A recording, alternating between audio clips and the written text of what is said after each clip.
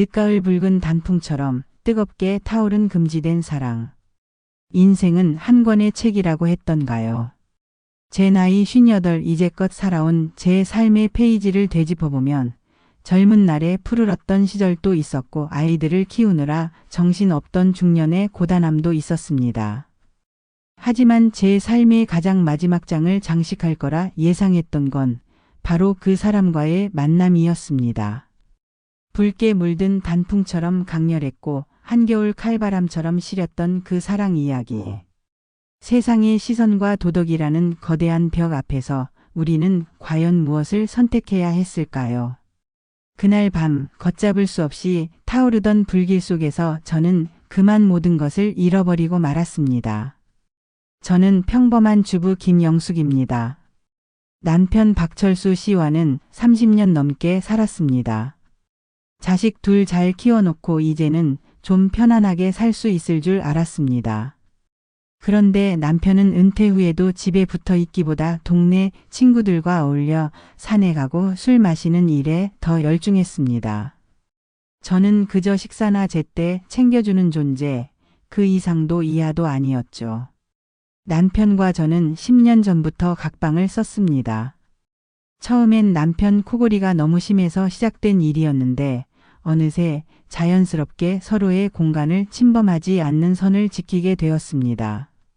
잠자리뿐만이 아니었습니다.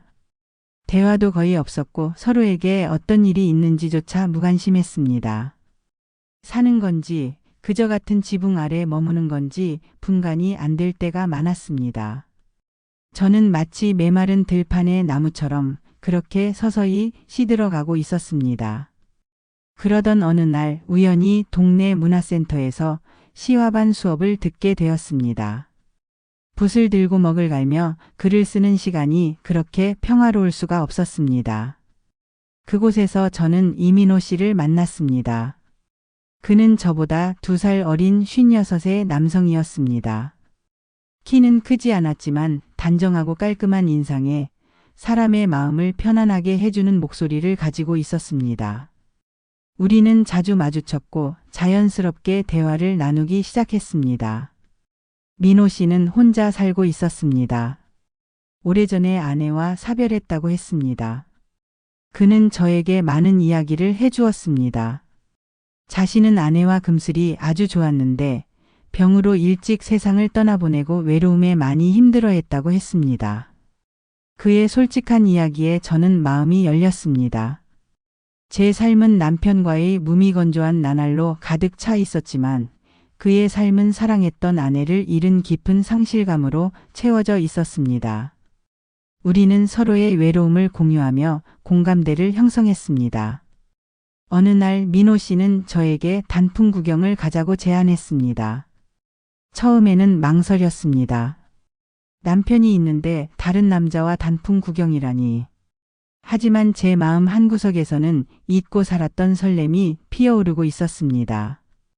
저는 남편에게 친구들과 여행 간다고 둘러대고 민호 씨와 함께 산으로 향했습니다. 그날 단풍은 정말 아름다웠습니다. 붉고 노란 잎들이 바람에 흔들리며 가을 노래를 불렀습니다. 우리는 산길을 나란히 걸으며 시시콜콜한 이야기를 나누었습니다. 민호 씨는 제가 무심코 던진 말 한마디에도 귀 기울여 주었고 저의 작은 웃음에도 함께 웃어주었습니다. 마치 제가 세상의 중심이 된 것 같은 기분이었습니다. 남편에게서는 한 번도 느껴보지 못했던 감정이었습니다. 점심으로 민호 씨가 직접 싸온 김밥을 먹었습니다. 그는 제가 좋아하는 반찬을 미리 알아보고 싸왔더군요. 세심한 배려에 저는 또 한 번 감동했습니다. 그때였습니다. 민호 씨가 조심스럽게 제 손을 잡았습니다.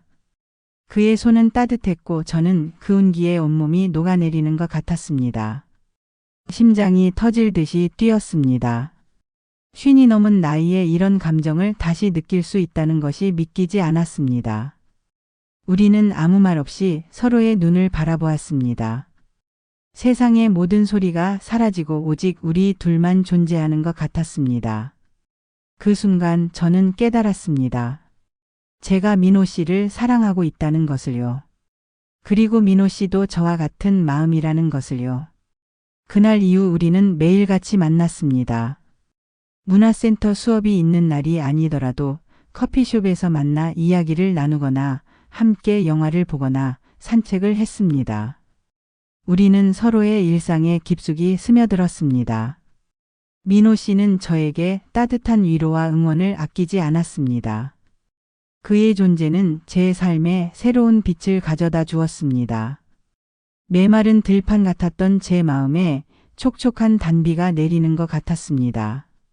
남편에게는 미안한 마음이 들 때도 있었습니다. 하지만 그 미안함보다 민호 씨와의 만남에서 오는 행복이 훨씬 더 컸습니다. 저는 오랜만에 살아있음을 느끼는 것 같았습니다. 젊은 시절에도 느껴보지 못했던 강렬한 감정의 소용돌이 속에서 저는 헤어나올 수 없었습니다. 어느 비 오는 날이었습니다. 우리는 비를 피해 민호 씨의 집으로 갔습니다. 따뜻한 차를 마시며 이야기를 나누었습니다. 창밖에는 빗소리가 운치 있게 들려왔습니다. 민호 씨는 저에게 다가와 조심스럽게 제 어깨를 감쌌습니다. 저는 그의 품에 안겼습니다. 그의 심장 소리가 제 귀에 들려왔습니다. 두근거리는 소리가 온몸으로 전해졌습니다. 우리는 서로의 눈을 바라보았습니다. 그의 눈빛은 저에게 뜨거운 갈망을 표현하고 있었습니다. 그날 밤 우리는 모든 금기를 깨고 말았습니다. 50이 넘은 나이에도 우리는 젊은 연인들처럼 뜨겁게 서로를 탐했습니다. 그의 손길이 닿을 때마다 온몸에 전율이 흘렀습니다. 잊고 살았던 여성으로서의 저의 존재를 그가 다시 일깨워 주었습니다. 죄책감과 동시에 걷잡을 수 없는 쾌감이 저를 압도했습니다. 우리는 밤새도록 서로에게 속삭이며 사랑을 나누었습니다. 동이 터올 때까지 우리는 하나가 되어 타올랐습니다. 그날 밤의 뜨거운 열기는 제 인생에 지울 수 없는 흔적을 남겼습니다. 민호 씨와의 관계는 깊어질수록 저를 불안하게 만들었습니다. 행복했지만 동시에 늘 가슴 졸이며 살아야 했습니다. 남편에게 들킬까 봐 노심초사했고 혹시라도 아는 사람이라도 마주칠까 봐 늘 주위를 살폈습니다. 제 일상은 거짓말의 연속이었습니다.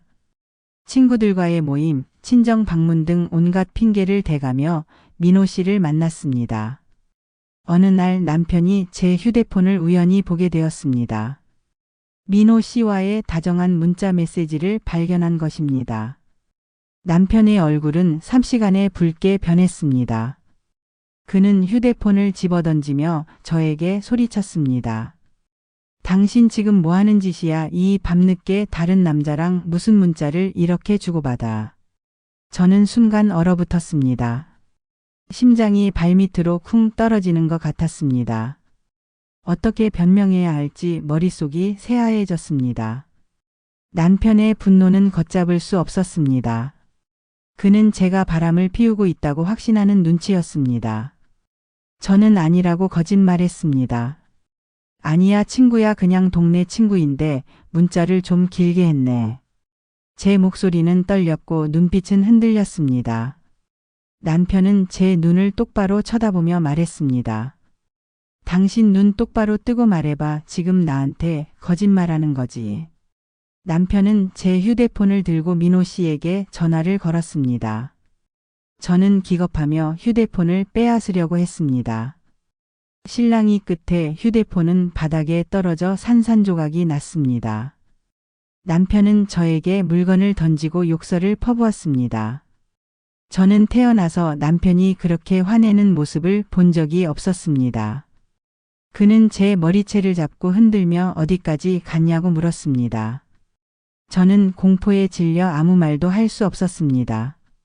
그날 밤 남편은 저에게 무차별적인 폭력을 휘둘렀습니다. 제 몸에는 시퍼런 멍이 가득했습니다. 다음 날 아침 남편은 아무 일도 없었다는 듯이 출근 준비를 했습니다. 저에게는 한마디 사과도 없었습니다. 저는 말없이 멍든 몸을 이끌고 부엌으로 갔습니다. 남편은 밥을 먹으면서도 저에게 차가운 시선을 보냈습니다. 그날부터 남편은 저를 투명인간 취급했습니다. 말 한마디 걸지 않았고 눈도 마주치지 않았습니다. 집안은 마치 냉동고처럼 차가운 침묵만이 흘렀습니다. 저는 민호 씨에게 연락할 수도 없었습니다. 휴대폰이 부서졌고 남편이 제 일거수일투족을 감시하는 것 같았습니다. 저는 마치 감옥에 갇힌 죄수처럼 숨죽이며 살아야 했습니다. 민호 씨는 저에게 계속 연락을 시도했을 겁니다. 저는 그에게 아무런 설명도 해줄 수 없었습니다. 제 마음은 갈기갈기 찢어지는 것 같았습니다. 사랑하는 사람에게 아무 말도 할 수 없다는 사실이 저를 더욱 비참하게 만들었습니다. 며칠 후 남편은 저에게 이혼을 요구했습니다. 그는 제가 더 이상 그의 아내가 아니라고 제 얼굴도 보기 싫다고 했습니다. 저는 남편의 말에 아무런 반박도 할 수 없었습니다. 제가 저지른 일이었으니까요. 하지만 이혼이라는 단어는 저를 또 다른 절망의 구렁텅이로 밀어 넣었습니다. 저는 어떻게 해야 할지 몰랐습니다. 민호 씨를 포기하고 남편에게 용서를 빌어야 할까요? 아니면 이혼하고 민호 씨와 새로운 삶을 시작해야 할까요? 저는 혼란스러웠습니다. 남편이 이혼을 요구한 날 아들 박준영이 집에 찾아왔습니다. 아들은 대학교에서 타지 생활을 하고 있었는데 오랜만에 집에 온 것이었습니다. 아들은 집에 들어서자마자 냉랭한 공기를 감지했는지 저와 남편의 얼굴을 번갈아 보며 물었습니다. 엄마, 아빠 왜 그래요? 무슨 일 있어요? 남편은 아들에게 모든 사실을 털어놓았습니다. 제가 다른 남자와 바람을 피웠고 이혼할 거라고 말했습니다. 아들은 충격받은 표정으로 저를 바라보았습니다. 그의 눈에는 실망감과 분노가 가득했습니다. 엄마 어떻게 이럴 수 있어요? 아빠한테 어떻게 그래요? 아들의 목소리는 떨렸고 눈에는 눈물이 가득 고였습니다. 저는 아들의 눈을 똑바로 쳐다볼 수 없었습니다. 제 아들에게 상처를 주었다는 사실이 저를 더욱 고통스럽게 했습니다. 아들은 그 자리에서 주저앉아 울기 시작했습니다. 그의 울음소리는 제 심장을 찢어놓는 듯 했습니다. 저는 아들에게 다가가 그를 안아주려고 했지만 아들은 저를 밀쳐냈습니다. 엄마, 저한테 손대지 마세요. 엄마는 더 이상 제 엄마가 아니에요. 아들의 차가운 말에 저는 그만 주저앉고 말았습니다. 제 세상이 무너지는 것 같았습니다. 남편은 아들을 데리고 방으로 들어갔고 저는 혼자 거실에 남아 한없이 울었습니다. 제가 저지른 잘못이 얼마나 큰 대가를 치러야 하는지 그제야 깨달았습니다. 사랑이라는 이름으로 저지른 저의 행동은 제 가족에게 돌이킬 수 없는 상처를 주었습니다. 그날 밤 저는 한숨도 잘 수 없었습니다. 아들의 울음소리가 귓가에 맴돌았고 남편의 차가운 시선이 저를 짓눌렀습니다. 저는 제 자신을 용서할 수 없었습니다. 민호 씨와의 뜨거웠던 밤은 이제 더 이상 달콤한 기억이 아니었습니다. 그것은 저를 옥죄는 족쇄가 되어버렸습니다. 다음 날 아침 저는 민호 씨에게 전화를 걸었습니다. 새로 산 휴대폰으로 겨우 연락이 닿았습니다.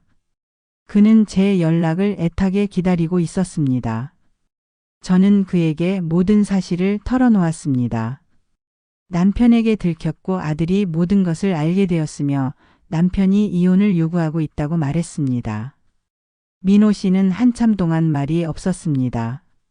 저는 그의 침묵 속에서 우리의 사랑이 더 이상 지속될 수 없다는 것을 직감했습니다.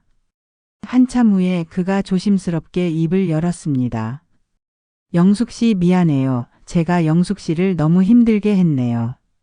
저는 그의 말에 눈물이 터져 나왔습니다. 그는 저에게 더 이상 연락하지 말아달라고 했습니다. 그는 제가 가족과 함께 살아야 한다고 했습니다. 저는 그의 목소리에서 깊은 슬픔과 함께 포기하는 듯한 체념을 느꼈습니다. 그는 저를 사랑했지만 현실의 벽 앞에서 그는 어쩔 수 없다는 듯 자신의 사랑을 포기했습니다. 저는 민호 씨의 말을 받아들일 수밖에 없었습니다. 제가 저지른 일이었고 이제는 제가 모든 책임을 져야 했습니다. 그와의 사랑은 뜨거웠지만 그것은 동시에 저에게 엄청난 고통을 안겨주었습니다. 저는 민호 씨에게 마지막 인사를 전했습니다. 그리고 우리는 그렇게 헤어졌습니다. 우리의 짧고 강렬했던 사랑은 차가운 현실의 벽 앞에서 산산조각이 났습니다.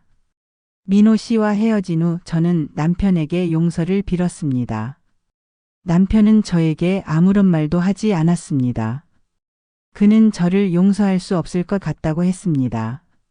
저는 그저 남편의 결정을 기다릴 수밖에 없었습니다.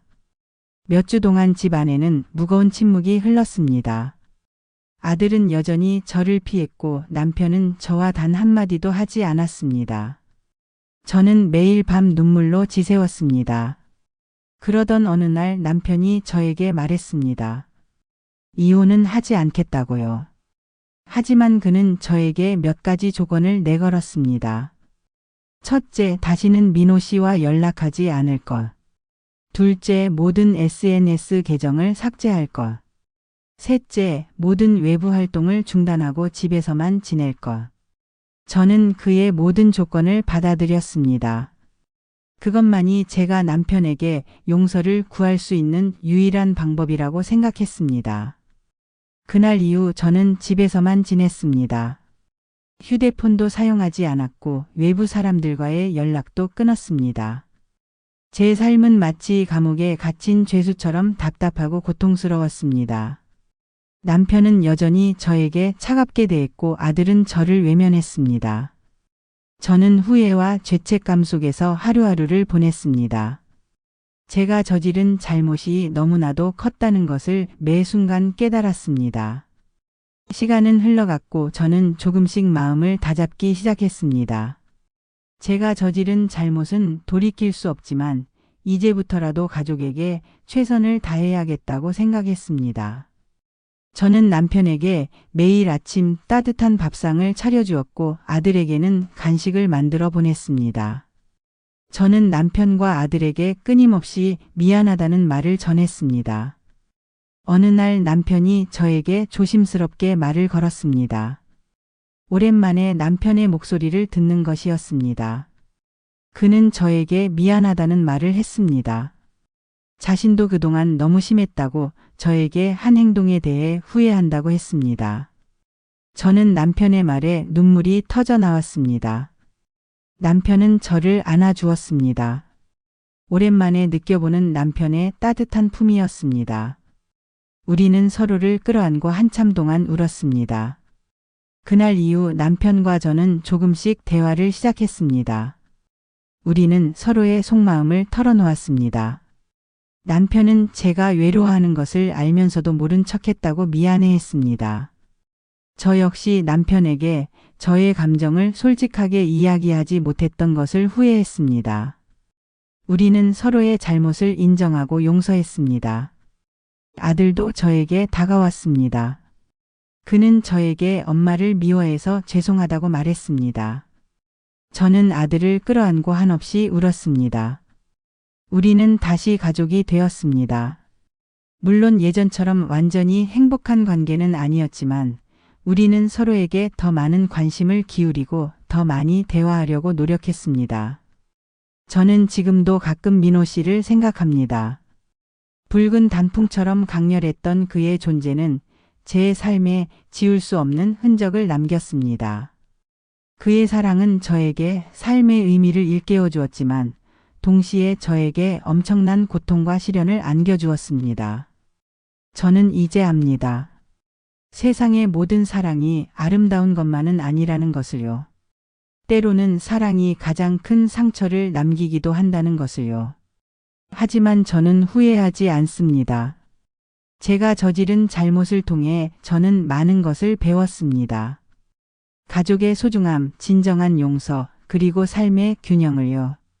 저는 이제 제 삶의 다음 페이지를 써 내려가려고 합니다. 이번에는 거짓과 후회가 아닌 진실과 사랑으로 가득 채워진 페이지를요. 시청자 여러분, 여러분의 삶에는 어떤 사랑 이야기가 숨어 있나요? 그 사랑은 여러분에게 어떤 의미였나요? 때로는 씁쓸하고 아팠던 사랑이 우리에게 더 큰 깨달음과 성장을 안겨주기도 하는 것 같습니다. 여러분의 생각은 어떠신가요? 댓글로 여러분의 이야기를 들려주세요.